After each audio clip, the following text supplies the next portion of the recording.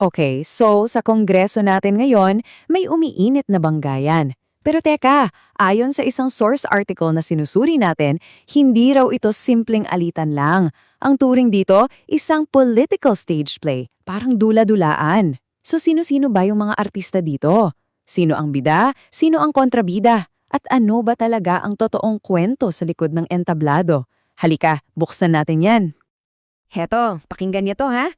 Kapag ang hukom ay siya ring taga-usig, ang resulta ay ambush theater. Grabe no? Galing yan mismo sa source natin at ito yung pinakasusi sa buong usapan. Dito natin makikita kung paanong yung dapat sana'y paghahanap ng katotohanan, pwedeng maging isang patibong lang pala. So, ano ba talaga yung ambush theater na yan? Well, isipin nyo to.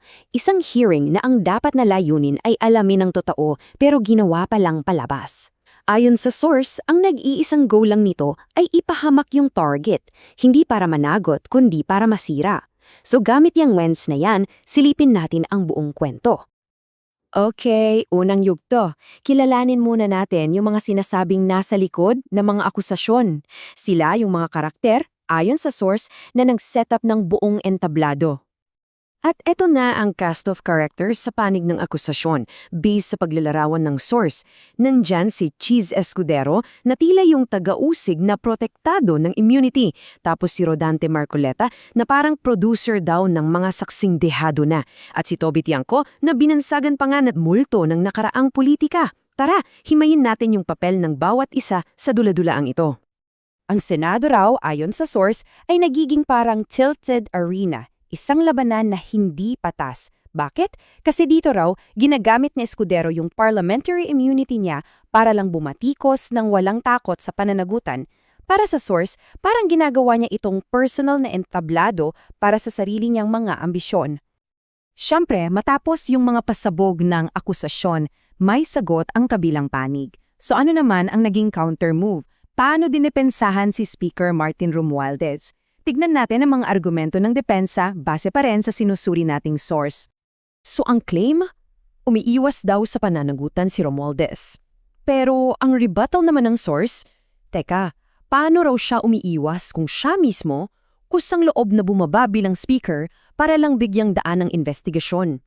Sabi ng source, yan ay isang malinaw na aksyon ng good faith. At hindi lang yan. Bukod sa pagbababa niya sa pwesto, sinuportahan pa raw mismo ni Romualdez yung ultimatum para kay Zaldico na harapin din ang investigasyon. Kaya para sa source, kitang-kita raw na yung mga hakbang na to ay patunay ng pananagutan, hindi ng pagtatago. Malinaw, di ba?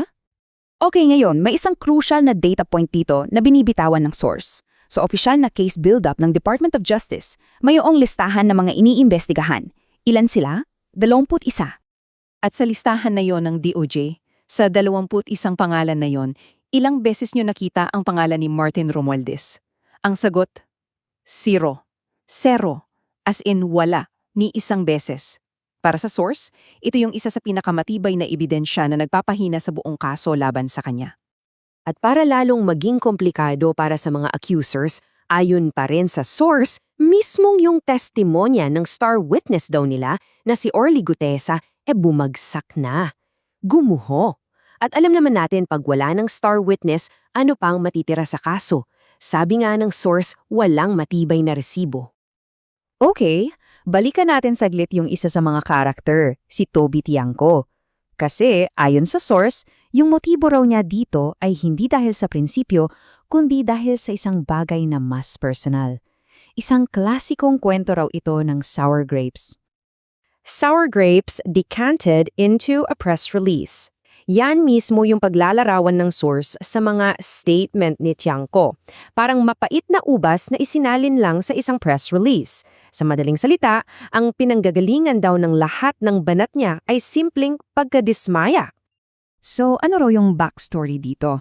Ayon sa source, ganito yan. Tinarget daw ni Tiangco ang speakership. Pero talo. Okay, move on. Umasa naman daw siyang makuha ang appropriations chairmanship bilang consolation prize. Pero, talo pa rin. Ang resulta, ayun, ngayon daw banat na lang ng banats mula sa sideline para lang manatiling relevant. Pero alam nyo, higit pa sa bangayang ng mga personalidad na to, may mas malaki at mas importanteng issue raw na nakataya dito ayon sa source, at ito ay tungkol sa institutional fairness. Yung pagtanggi raw ni Romualdez na dumalo sa hearing, ayon sa source, ay hindi raw personal na pag-iwas. Ito raw ay pagtatanggol sa institusyon. Ipinaglalaban daw niya yung prinsipyo na ang Kamara at ang Senado ay co-equal branches, magkapantay. Hindi pwedeng yung isa ay magiging props lang sa palabas ng kabila. Gets nyo? At dito, iniiwan tayo ng source ng isang napakahalagang tanong na dapat nating pag-isipan.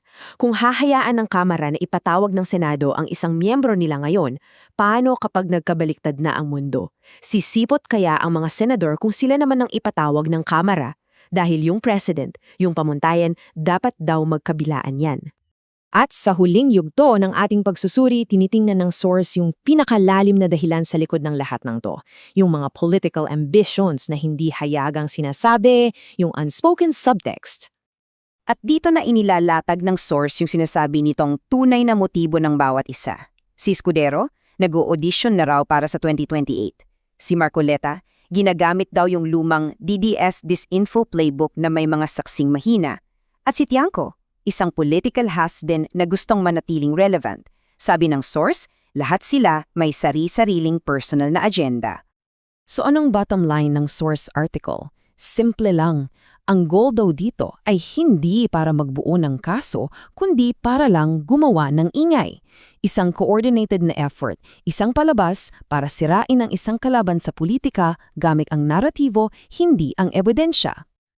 At para isara ang tilon ng dula-dulaang ito, iiwan ko kayo sa isang huling, napakatimbing linya mula sa source. Ang ambush theater ay hindi kailanman nagpapatunay ng kasalanan. Ang tanging pinapatunayan nito ay naubusan na ng script ang mga direktor. Isang paalala na sa entablayan ng politika, kailangan nating maging mapanuri sa kung ano ang totoo at kung ano ang palabas lang.